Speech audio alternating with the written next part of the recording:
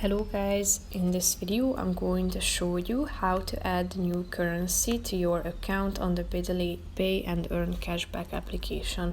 But first I just want to mention, don't forget to subscribe to my channel because at 100,000 subscribers I am going to show you my whole YouTube revenue statistics and growth strategy, how to make money online. Now let's jump into it. First of all, open the app on your phone, tap on the settings button down below in the right side corner of the screen, then click on currencies within the account section. That's the second option, and here you should tap on the add button in the upper right corner of the screen. You can see that your primary currency is US dollar. So here you can select from these options, tap on the relevant one, and here you can see that your account with your selected currency is being set up. It might take a few seconds. You can see the process in the middle of the screen.